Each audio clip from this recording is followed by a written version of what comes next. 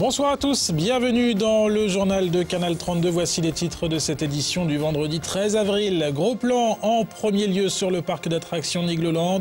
Les manèges et autres attractions installées à Dolencourt près de Bar-sur-Aube sont ouverts depuis le 7 avril pour une nouvelle saison.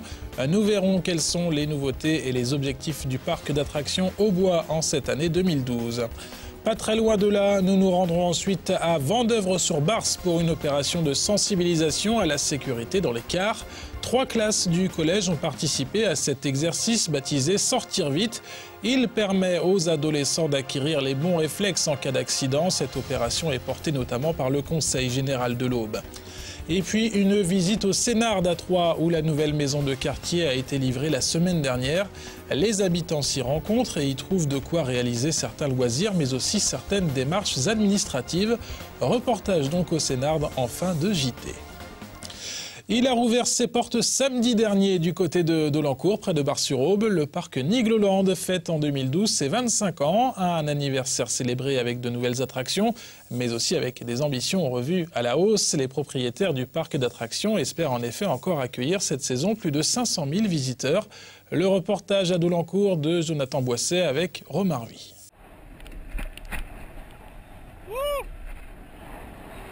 Une sensation de légèreté, de liberté de mouvement comme un pilote dans un avion, mais aussi des sensations fortes. Cette nouvelle attraction de Nigloland qui a ouvert ses portes le week-end dernier est unique en France. On est assis sur un fauteuil qui est lui sur un axe qui peut pirouetter, on fait des vrilles. Et avec les ailes, quand vous activez les ailes de votre petit avion individuel, vous prenez le vent comme un vrai avion et vous pouvez faire vos figures, votre vol sur le dos ou les vrilles si vous êtes courageux. C'est tout nouveau. Ça n'existait pas. C'est une première mondiale. Une première mondiale dans ce parc qui attire chaque année plus de 500 000 visiteurs. Et dans l'une des attractions phares, on remarque qu'ils viennent de loin. Ça s'appelle la rivière canadienne, donc une descente en bûche pour s'amuser avec l'eau. On a plein d'étrangers, d'Italiens, d'Allemands. Plus tard, pendant les vacances scolaires, principalement, on aura des personnes de la région. C'est trop bien les bûches! C'est trop bien les bûches! C'est trop bien les ballons!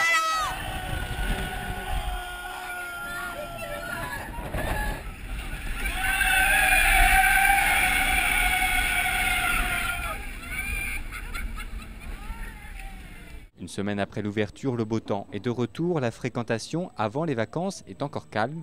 Les plus petits aussi ont droit à leur nouvelle attraction.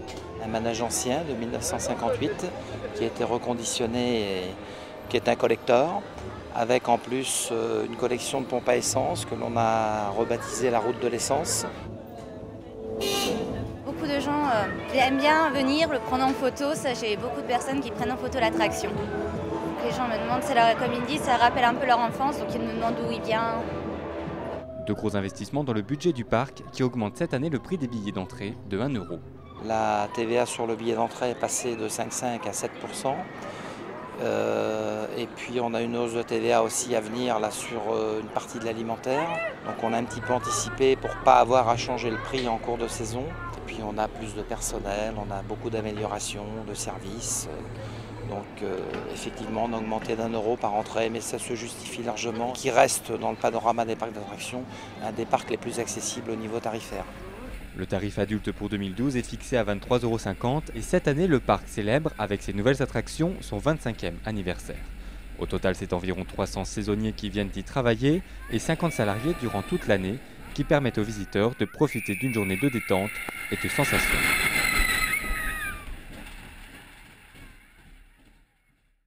Olivier Besancenot à la mairie de Sainte-Savine ce soir pour une réunion publique. L'ex-candidat à la présidentielle soutient pour cette présidentielle 2012 Philippe Poutou, le candidat du NPA, le nouveau parti anticapitaliste. Avant de se rendre à Sainte-Savine, le facteur a fait un détour par Plancy-l'Abbaye. Il est allé soutenir les 52 salariés de Sodi Médical, toujours sans salaire depuis plusieurs mois. Écoutez les réactions au micro d'Adrien Pulby. Moi je ne suis pas là pour donner des idées, parce que des idées, les salariés qui résistent et qui luttent n'ont pas besoin de conseils en général. Moi je suis là pour soutenir et voir comment on peut relayer leur combat avec d'autres pour faire en sorte que leur combat aboutisse. Voilà, c'est les boules quoi, ce qui se passe ici. Nous on n'a pas la prétention de pouvoir déplacer des montagnes nous seuls. Simplement ce qu'on a c'est des micros qu'on nous tend au niveau national et ça on peut le faire. Et comme on a le temps dans des émissions directes qu'on ne peut pas couper, il y a des fois on peut dire des choses intéressantes. Et ça peut permettre de mettre un petit poids supplémentaire dans la balance. C'est que du complément, parce que je vous dis, de toute façon, il n'y a rien qui remplace la lutte collective. Et puis, c'est d'essayer de relayer ça au niveau national avec les autres forces militantes qui soutiennent, parce qu'il y en a d'autres. Et puis là, de toute façon, il n'y a pas de place pour le sectarisme. Il faut que tous ceux qui sont prêts à soutenir puissent soutenir. Puis on serait peut-être en droit d'attendre aussi que les organisations syndicales au niveau national, elles comprennent que derrière un cas emblématique comme celui-ci, enfin on en parlait tout à l'heure, si ici ça se passe tranquillement pour les patrons voyous, faut bien comprendre pour n'importe quel dirigeant syndical, quelle que soit son étiquette syndicale, que c'est autant de boîtes de main qui peuvent exactement être bouffées à la même sauce. Guy Arcizet, le grand maître du Grand Orient de France, était à Troyes hier. Il était l'invité en soirée d'une conférence publique à l'Hôtel de Ville. Au cœur du sujet, les francs-maçons, leur influence et leur philosophie. La région recense aujourd'hui environ 3000 francs-maçons. Le département de l'Aube, lui, compte une dizaine de loges. Guy Arcizet revient au micro d'Adrien Pulby sur l'influence plus ou moins supposée des francs-maçons sur le pouvoir. La question, il faudrait presque la poser aux hommes politiques et aux élus. Qu'est-ce qu'ils pensent de la franc-maçonnerie? Nous, on sait qu'on a un poids réel. On est un réseau, j'ai pas peur du mot, on est un réseau humaniste qui veut faire entendre sa voix alors que l'on entend beaucoup d'autres réseaux. Des réseaux économiques, des réseaux religieux, des réseaux politiques. Nous avons une vraie spécificité qui est de réunir des différences, qui sont des différences d'origine, qui sont des différences de religion, qui sont même des différences politiques. Nous avons chez nous des hommes et des femmes qui sont de gauche, qui sont de droite. Et à travers justement ce melting pot, on essaye de trouver une voie qui est une voie originale, qui pourrait justement amener à la paix civile. C'est ça que nous prêchons, si j'ose dire, en employant un terme religieux.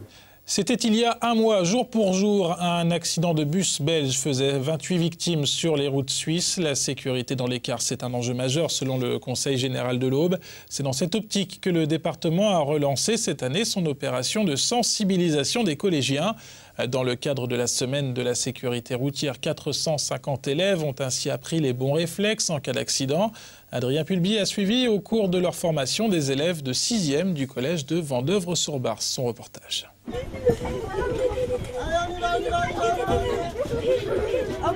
Comment évacuer un car en 30 secondes? C'est l'objectif donné aux 71 collégiens de 6e du collège Nicolas Bourbon de Vendeuvre-sur-Barse dans le cadre de l'opération Sortir vite organisée par le Conseil général. Une opération appréciée par la principale du collège qui est très attachée à la sécurité. La sécurité routière est quand même quelque chose qui est important pour l'éducation nationale et on a des actions ponctuellement dans les établissements. On a beaucoup d'élèves transportés dans les collèges ruraux, donc il nous a semblé utile de faire bénéficier cette action à tous les élèves de 6e du département. Une intervention qui se déroule en 2 étapes, à commencer par le visionnage d'une vidéo exposant les règles essentielles de la sécurité dans un autocar, puis des exercices pratiques chronométrés d'une évacuation du bus. Combien pour l'avant là? 20 secondes. 20 secondes à l'avant et on a eu 11 secondes à l'arrière, ce qui est très bien. Une évacuation idéale prend 30 secondes pour un car entier, soit 57 passagers.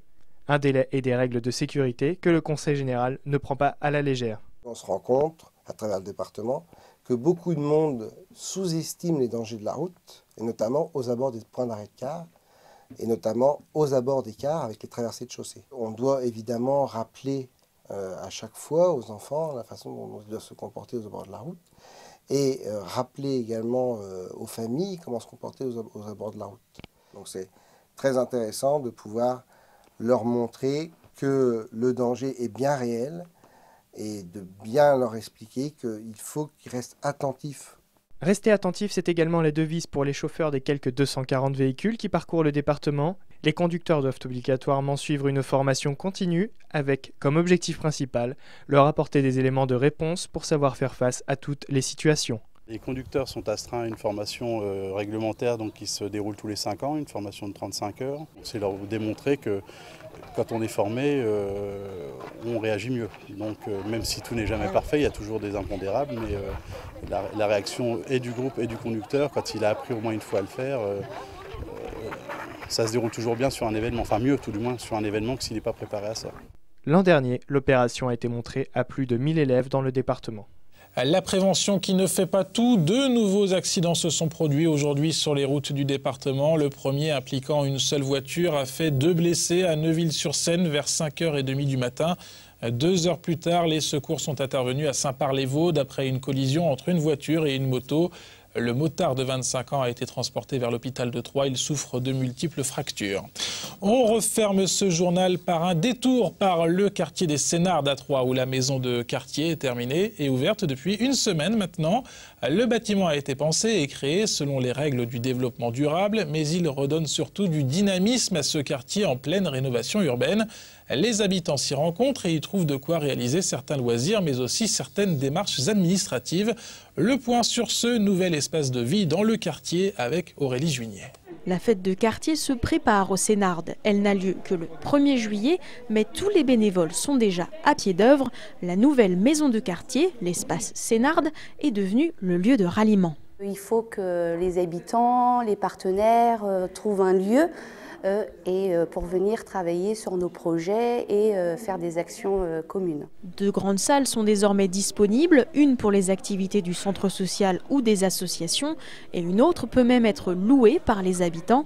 Cela manquait. On en avait besoin. Ils veulent faire un mariage ou faire des anniversaires, enfin des fêtes de famille, on n'avait rien. Il fallait aller en dehors du quartier. Tout le monde n'a pas la possibilité d'avoir une voiture. C'est vraiment une nécessité dans le quartier. Pour les habitants, cette maison de quartier est agréable et utile pour créer du lien social. Ça change parce que vu le local qu'il y avait avant, c'était pas vivable dans un local comme ça.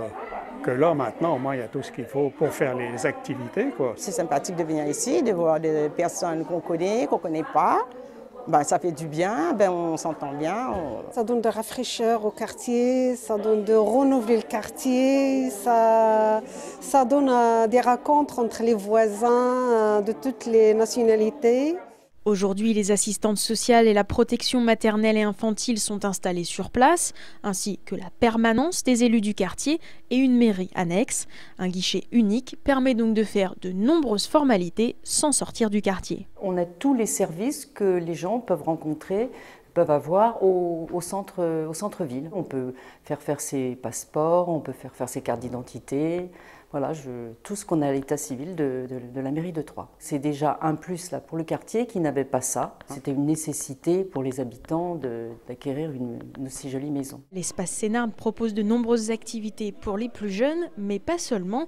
Il s'adresse aux 2700 habitants du quartier. Les enfants sont accueillis à la bibliothèque pour lire les livres les mardis soirs et vendredis soirs. L'équipe du centre social a des actions avec les enfants, de loisirs, mais aussi avec la famille. Donc en fait, c'est intergénérationnel. On accueille vraiment tout public. La maison de quartier des Sénardes a coûté presque 2 millions d'euros hors taxes. Le 22 avril prochain sera pour beaucoup l'occasion de la découvrir. C'est ici que les citoyens du quartier viendront voter. Voilà, c'est la fin de cette édition. Tout de suite, la météo de votre week-end dans l'Aube par Sandra Durupt. Lundi, un nouveau JT de la rédaction de Canal 32 présenté par Mathieu Mercier. Au sommaire notamment, un retour en images sur l'opération Un dimanche à la campagne. Bonne soirée, à très bientôt.